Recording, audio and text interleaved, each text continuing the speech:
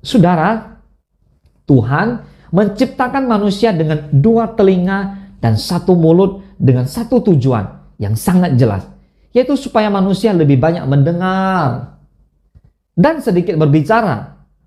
Selama ini tanpa disadari, kita terlalu sibuk berbicara kepada orang lain. Banyak berbicara kepada Tuhan dalam doa-doa yang dipenuhi dengan segudang permintaan.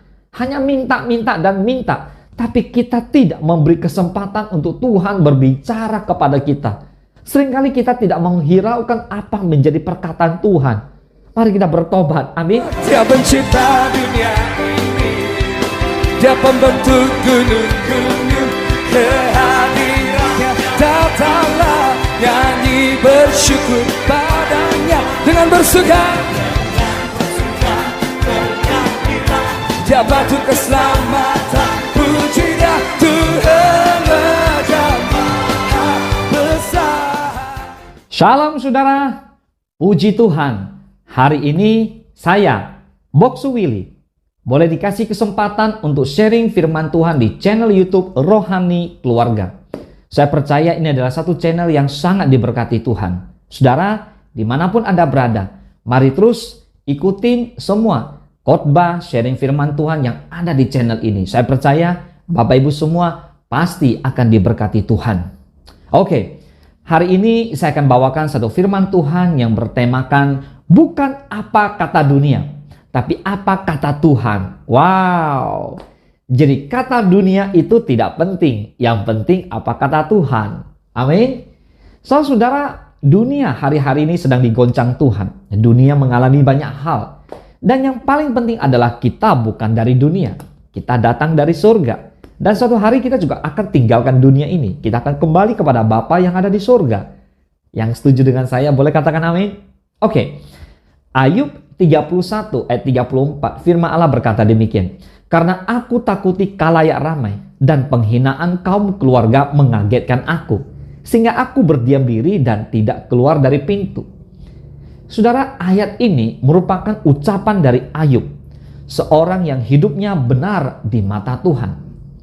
Ayub senantiasa berusaha untuk berkenan kepada Tuhan, bukan kepada manusia.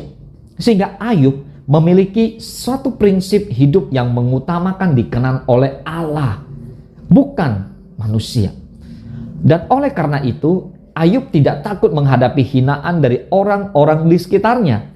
Sebab yang terpenting adalah Tuhan tahu isi hatinya dan Tuhan berkenan kepadanya. Ada amin? Bagaimana dengan kehidupan kita? Kita lihat. Dalam kehidupan kita, seringkali kita terganggu oleh perkataan atau pendapat orang lain. Bahkan yang lebih parah, orang lain menghina kita atas tindakan atau kondisi yang kita alami. Padahal mereka tidak tahu apa yang terjadi. Pertanyaannya sekarang, Bapak Ibu semua, apakah pendapat negatif atau hinaan orang lain akan membuat kita takut dan malu terhadap diri sendiri? Saudara, kita perlu belajar, kita perlu meneladani sikap Ayub yang tidak takut terhadap pendapat miring terhadap dirinya.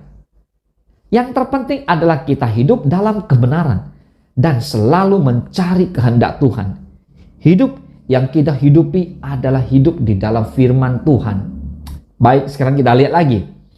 Ketakutan terhadap pendapat negatif orang lain akan menyebabkan kita minder dan tidak maju. Bahkan, tidak ada yang dilakukan karena takut menghadapi kritikan orang lain. Ada cerita tentang 2 orang dan seekor keledai yang sedang melakukan perjalanan. 2 orang itu adalah seorang ayah dan anaknya. Saat perjalanan, ayahnya menyuruh anaknya naik keledai dan ayahnya berjalan kaki. Sebab keledai mereka tidak terlalu besar dan agar keledainya tetap kuat dalam perjalanan. Ketika melalui sebuah desa, penduduk desa melihat mereka dan berkata, "Wah, sungguh anak yang keterlaluan, tidak tahu berkorban. Masakan ayahnya dibiarkan berjalan kaki, sementara anaknya enak-enakan duduk di atas keledai?" Saudara, sepanjang jalan melalui desa itu, kata-kata semacam itu terus mereka dengar dari penduduk.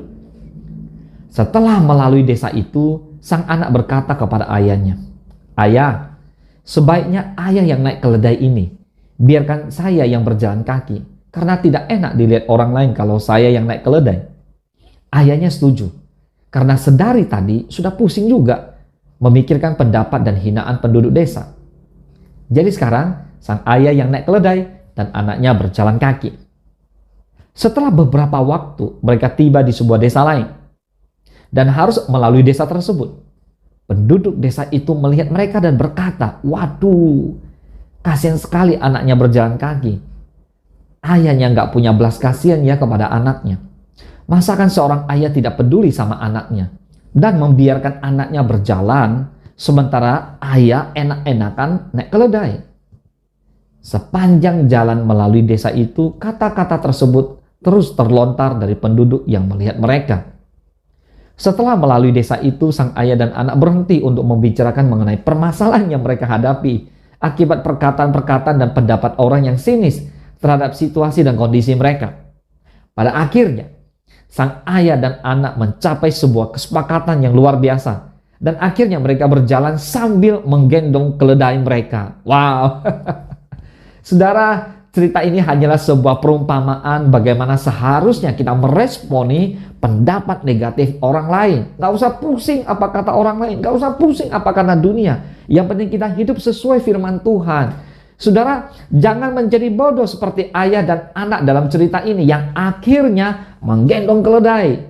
Wow, lakukanlah apa yang baik sesuai dengan hati nurani yang murni.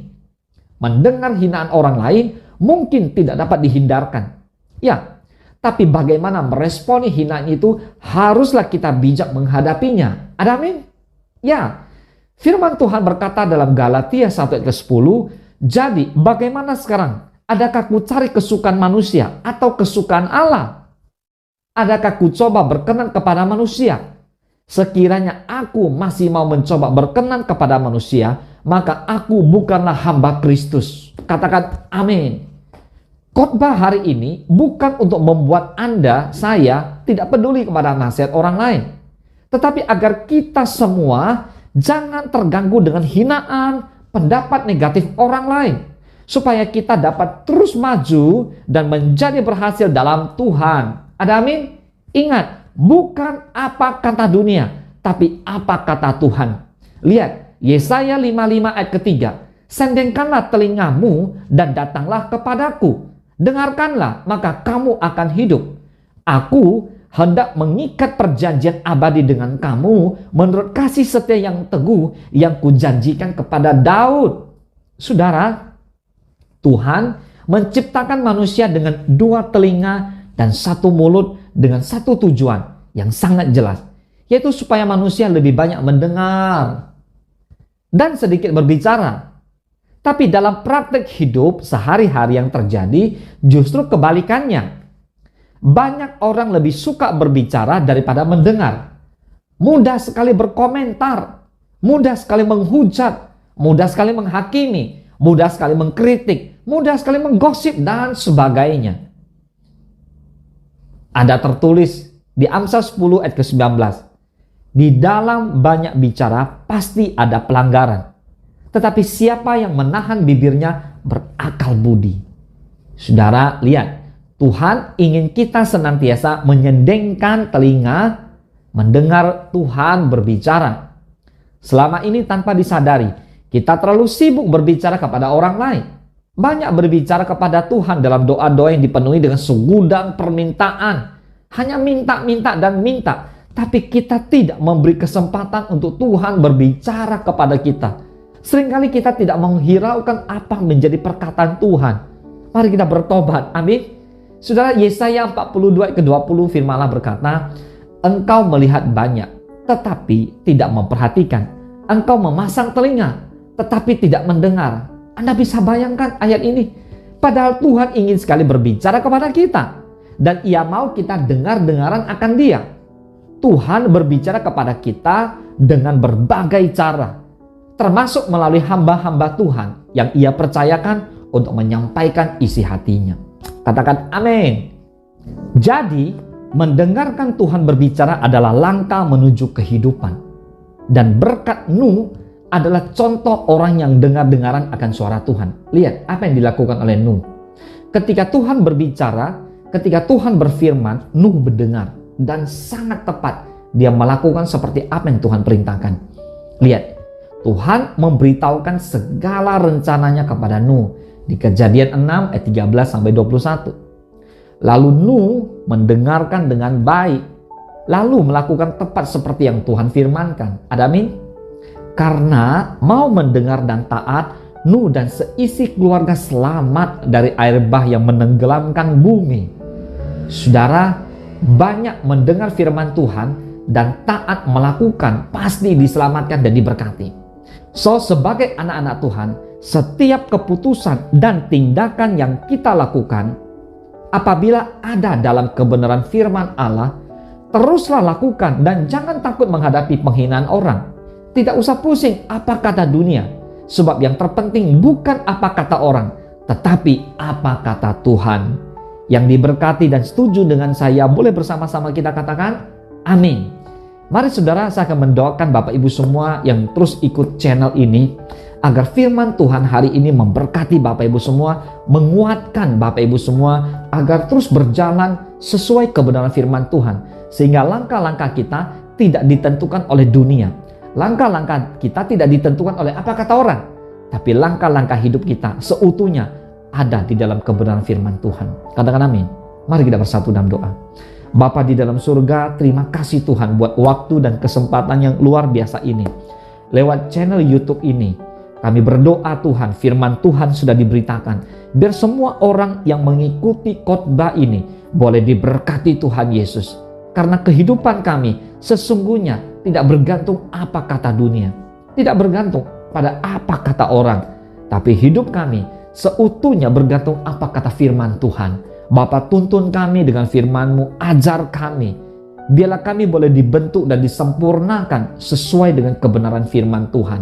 Kami siap Engkau pakai, kami siap Tuhan ubahkan, kami siap Tuhan berkati berlimpah-limpah. Terima kasih Tuhan, hanya di dalam nama Tuhan Yesus Kristus kami berdoa dan kami mengucap syukur. Haleluya. Mari Bapak Ibu semua diberkati Tuhan Yesus berlimpah-limpah bersama dengan saya. Kita katakan amin. Saudara, ingat, bukan apa kata dunia, tapi apa kata Tuhan.